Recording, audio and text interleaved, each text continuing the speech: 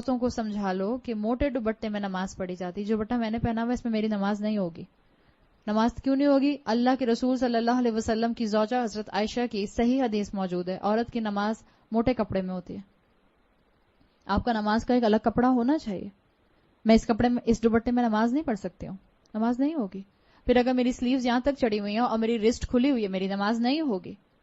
میری نماز کے لیے میرا سطر پورا کور ہونا, کور ہونے کا مطلب ریپ ہونا نہیں ہے. دیر is a difference between rape ہونا اور کور ہونا. ریپ والا نہیں, میوزک والا ریپ نہیں, ڈبلیو والا ریپ. ایک ہوتا ہے میں اس گھڑی کے گرد ایک چیز ریپ کر دوں ایسے کر کے, اور میں نے اس کو بالکل ٹائٹ کر دیا, اب یہ ریپ ہے. صحیح, یہ ریپ ہے. اور اگر میں نے اس کو بس ایسے کر دیا, اب کور ہے. So there is a difference between to wrap something and to cover something. جب عورت کو نماز پڑھنی ہوتی ہے تو اس کو اپنے آپ کو ریپ نہیں کرنا ہوتا, اس کو اپنے آپ کو کور کرنا ہوتا ہے. سو برائے مہربانی اگر آپ اسکنی جینز پہنتی ہیں, یا اگر آپ ٹائٹ لیگنز پہنتی ہیں, یا اگر آپ ایسا چوڑی دار پجامہ پہنتی ہیں جس کو اتارنے کے لیے آپ کو کشتی لڑنی پڑتی ہے, تو پلیز اس کے اندر نماز نہیں ہوتی ہے. یا تو پھر اپنا کوئی اسکرٹ بنائیے, ابایا بنائیے, جس کو آپ نماز کے ٹائم پر پہن لیں. اول تو پلیز وہ پہنے بھی نہیں. اتنا دل سے دعا نکلتی ہے اللہ ہم سب کی بچیوں کو ہدایت دے. وہ لباس جو ہمارے جسم کی ایک ایک ساخت کو واضح کر دے, وہ لباس آپ گھر میں بھی نہیں پہن سکتے. بیٹی باپ کے سامنے پہن سکتی ہے؟ نہیں پہن سکتی ہے. کیسے پہن سکتی ہے؟ انفیکٹ عورت کے سامنے نہیں پہن سکتی. اتنے بڑے بڑے چاک پہن لیتے ہیں ہم, اور پھر ہمارے اوپر تک سلٹس ہوتے ہیں, اور وہ ہمیں تھائیز اپنی فل ٹائٹ لیگنز پہنے ہوئے ہوتے ہیں. عورت کے سامنے سطر کیا ہے؟ نیول ٹو نی, ناف سے لے کر گھٹنوں تک.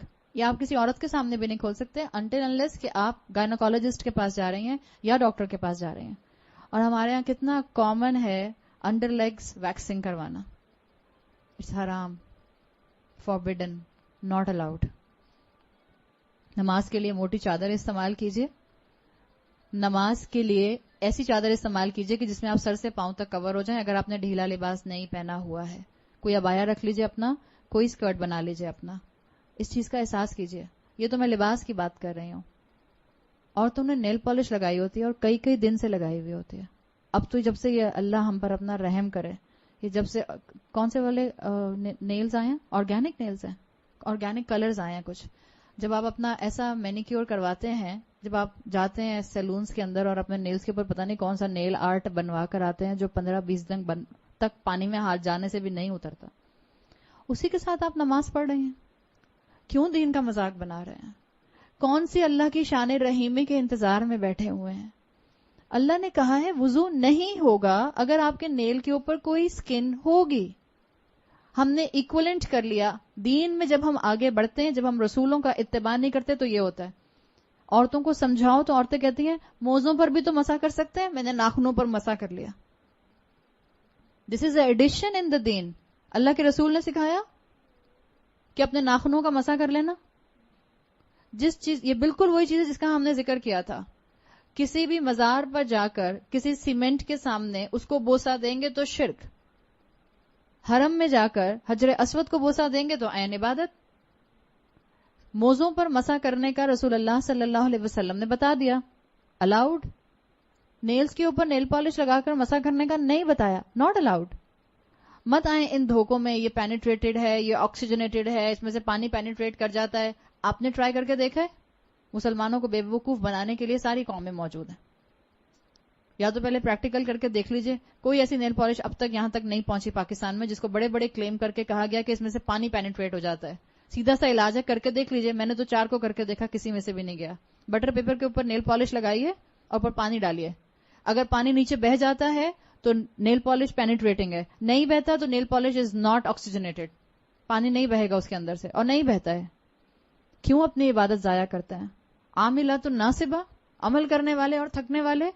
نماز پڑھی بھی اور سر سے اوپر اٹھی نہیں تو فائدہ. مت دھوکے میں آئے. یہ دنیا متاع الغرور ہے, دھوکے کا سامان ہے. پہچانے اللہ نے مجھے اور آپ کو ایک بہت اعلیٰ مقصد سے پیدا کیا ہے, بہت اعلیٰ مقصد سے. کسی کو بہت شوق ہے نیل پالش لگانے کا, ایک وضو کر کے نیل پالش لگائیے, دوسرے وضو سے پہلے اتاریے, اپنا وضو کیجئے, نماز پڑھیے, پھر لگا لیجئے. کرتی رہیں سارا دن یہی کام, بڑی فارغ ہیں آپ. 12 اگر کسی کو شوق ہے تو میں منع نہیں کروں گی, لیکن پلیز اپنی نماز ضائع مت کیجئے. اگر آپ کو شوق ہے تو کیجئے. ایک ٹائم پہ مجھے بھی یہ شوق تھا, میں نے بہت کیا ہے. اتنا ہی شوق تھا مجھے کہ میں ہر نماز سے پہلے نیل پالش اور ریموور سے اتارا. اس وقت تو پیل آف نہیں آتی تھی, اب تو پیل آف آ گئی ہے, تو آپ پیل آف اتار دیجئے, وضو کیجئے دوبارہ, پھر لگا لیجئے اگر آپ کو بہت شوق ہے. مگر آپ کا وقت یاد رکھیے گا اللہ کے ہاں حساب کے قابل ہے. اللہ پوچھے گا کہاں وقت لگایا؟ اب کہ اللہ 5 وقت نماز پڑھتی تھی اور 5 مرتبہ نیل پالش لگاتی تھی اور اتارتی تھی. اللہ کی شان رحیمی کا دھوکہ مت کھائیں پلیز. اللہ تعالیٰ نے مجھے اور آپ کو گناہوں میں انوالو ہونے کے لیے اپنے شان رحیمی کو سامنے نہیں رکھا. اللہ نے قرآن میں رحمان کا لفظ بڑی ان سخت ٹف آیات کے ساتھ رکھا ہے جہاں اللہ کا غضب نازل ہوتا ہے.